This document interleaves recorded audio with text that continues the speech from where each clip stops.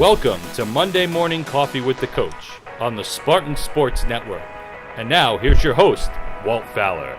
Thank you, Brad Sarno, voice of the Spartans, and joining us for a special edition of Monday Morning Coffee with the Coach. Our holiday edition is none other than the voice of the Spartans, Brad Sarno, who is more well-versed than anyone to talk about all the sports, which is what we're going to give you a special fall season recap, and we'll talk about some of the winter sports that are also underway. But Brad, it's a pleasure. You're my main man, and I'm so glad you're here as we recap what transpired in the fall season and what's also taken place so far in the early part of the winter season.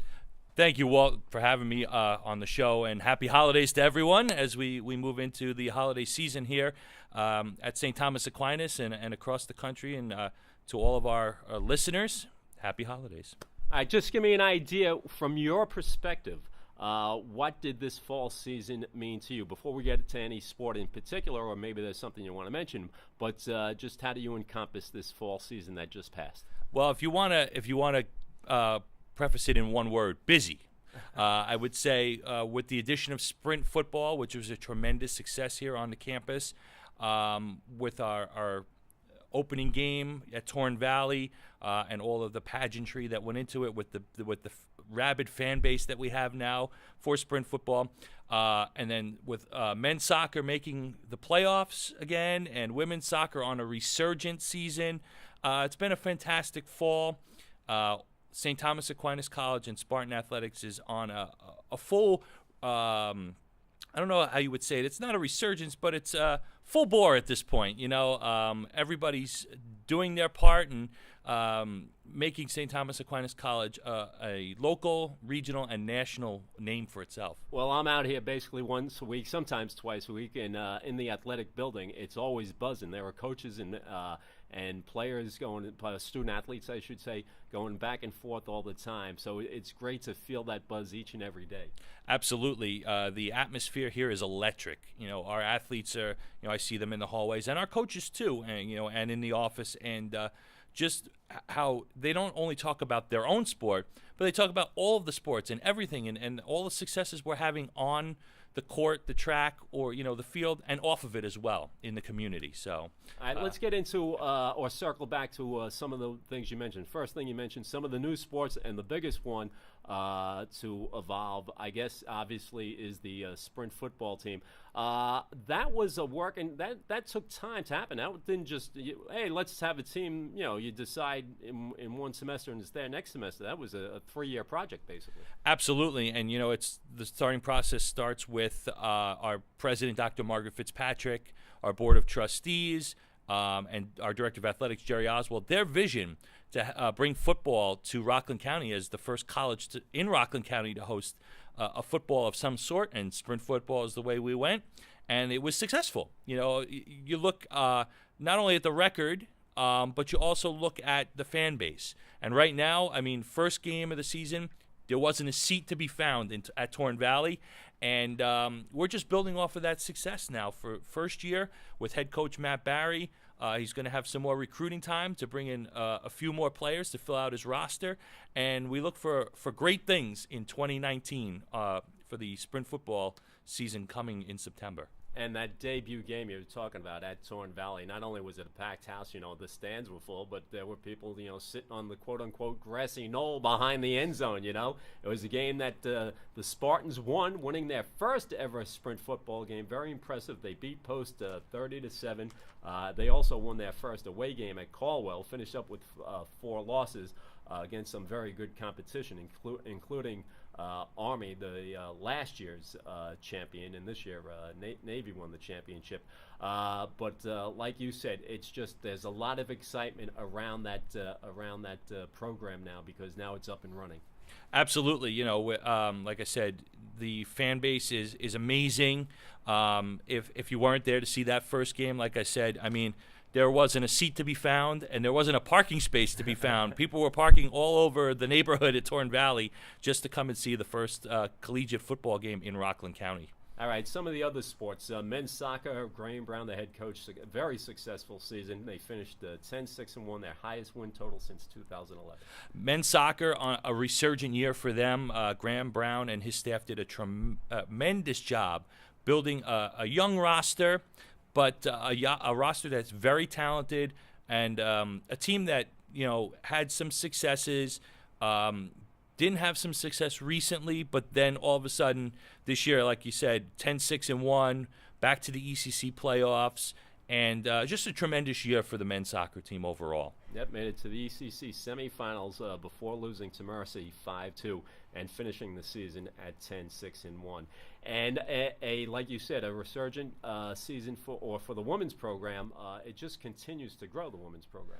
Yeah, under the direction of both Graham Brown and associate coach Bobby Zumak, the women's soccer program had a great year. Can't say enough about the amount of talent and heart and dedication of that women's team this year.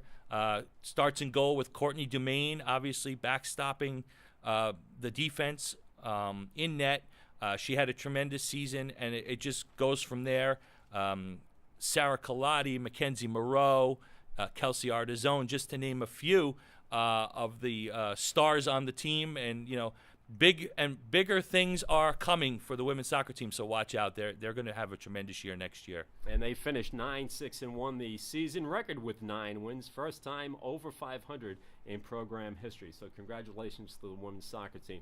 And the other fall sports, which fun to see, women's triathlon making it to the nationals. Talking about new sports. Women's triathlon under first-year coach George Arazo, not a stranger to St. Thomas, obviously. He was a track star here for many years. Went to some national championships for the NCAA. But women's triathlon, starting a program, a brand new program, having 8 athletes to start the bat. You go to 6 events, and then you qualify for regionals. I mean, how amazing is that to qualify for regionals and then make it to nationals, the national championships of women's triathlon in your first season? I can't say much more about the heart, determination, dedication, and hard work of both our coach George Arazo, his staff, and our triathletes this year. And you mentioned the East Regional Qualifier. That was October 20th at Huddleston, Virginia, and they qualified for the national championships there. By the way, sophomore Mary Driscoll, the women's triathlete, she was the top Spartan finisher, and then they went, as you mentioned, to the national championships. They were held in Tempe, Arizona. So that's a nice congratulations to the triathlon team for working so hard. You finish your season in Arizona. What a way in November. What a way to end the season. When it's turning cold here, you're out in Tempe in the warm weather, and a way to finish with a national championship run. Obviously, they didn't win the whole thing, but it's okay. First year program to make regionals, to make nationals, that's a success in itself, and big things are awaiting them as well next year. And men's ice hockey, that's a crossover sport, starts in the fall, but picks up again in the winter. But a fairly productive fall season for the men's ice hockey squad. Yeah, 8-7 overall. A record to end the fall semester. They've had great success this year. Coach Matt Schuster has built a young team, but a hungry team. They work incredibly hard. They show up to the rink as a professional, as if it was an NHL team almost. And key to their turnaround of the season was the 3 wins at the Delaware Valley that was huge. East Coast Showdown in Philadelphia, in Pennsylvania area there. A tremendous turnaround to the season. 3 wins in 3 games, 3 wins in 3 days, I want to say. And each game, if I'm not mistaken, they scored 10 goals. Yeah, it was 30 goals over 3 days, 10 goals a game. And they wound up winning the overall tournament championship as a result. But, we go into the winter break here, and then we start up right in January, mid-January at the Barclays Center. Big game against Stevens Tech. It's a non-conference game. But it'll be a nice crowd because we have Rangers Islanders to follow that in the afternoon. So if you're looking for tickets, let us know. Let Coach Schuster know. Let myself know. And we'll get you a ticket. But it's a great time for ice hockey as we see their resurgence come too. And that game is Saturday, January 12th, as Brad mentioned, at the Barclays Center as St. Thomas Aquinas takes on the Stevens Institute of Technology. Also do want to mention cross country because both the men's and women's teams finished in second place at the East Coast Championships behind perennial power Roberts Wesleyan. You know, Roberts Wesleyan has a really, really good team, and whether it's cross country or track, which we compete against them in both, they are very successful. But our team is also successful. You know, the way we finished our year was strong, and I give all the credit to our head coach, Nicole Ryan, her staff, and the tremendous athletes that she has both on the men's and women's squads. There's never a letdown season for them. They're always working hard, and they're always out there giving their all in each and every race, you know, to place, whether it's first, second, fifth, it doesn't matter. You know, as an individual or as a team, they do good work, you know, as well. And it's time for a shout-out for a guy who is near and dear to both of us, Kevin Roth, who is our technical director, gets and does so much for the website regarding graphics and video, and he does play-by-play for the multiple sports for St. Thomas Aquinas, but also Kevin, the director of esports. Yeah, and you know, before we touch on esports, you know, I just want to thank Kevin. He puts these podcasts together as well for our listeners. You know, and like you said, he does so much around St. Thomas Aquinas. So happy holidays to him and his family, and thank you for all that you do, Kevin, because without you, none of this would be possible. He makes it happen, Kevin. Yes, absolutely. So let's get to esports, the thing that he's responsible for here at Stack on top of all of the other hats he has. Right. First-year program as well. He started the building process last year. He's up to about 25 student-athletes right now. Every day you walk into the esports lab and it's full. It doesn't matter whether there's competition or not on that given day. The athletes, I call them athletes, but the gamers are in there practicing, bettering their game, bettering you know their opportunities. And I can't say enough about what he's done to put esports on the map, not only here at the college, but out in the community, because there are so many high schools now reaching out to us and other collegiate institutions asking about our model of esports and how they can start a program of their own. So thank you to Kevin for that. Absolutely. And we don't have time to go on about all the sports in the fall, but you know, the women's tennis, and we have bowling now that is underway. And just a real quick mention about the men's and women's basketball team, because both of them are off to a fantastic start. You know, at this point in our broadcast, both teams, men's and women, are 9-1.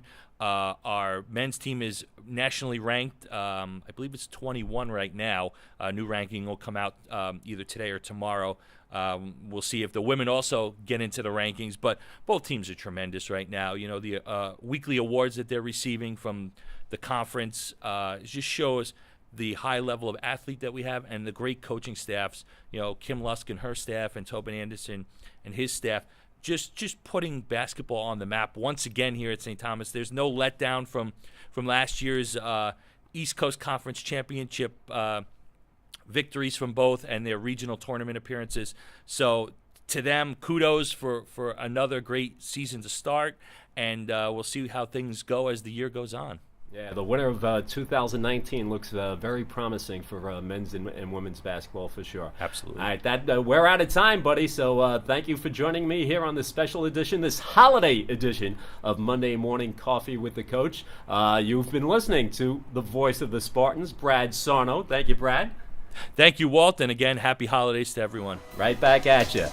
This has been Monday Morning Coffee with the Coach, and we'll see you next time on the Spartan Sports Network.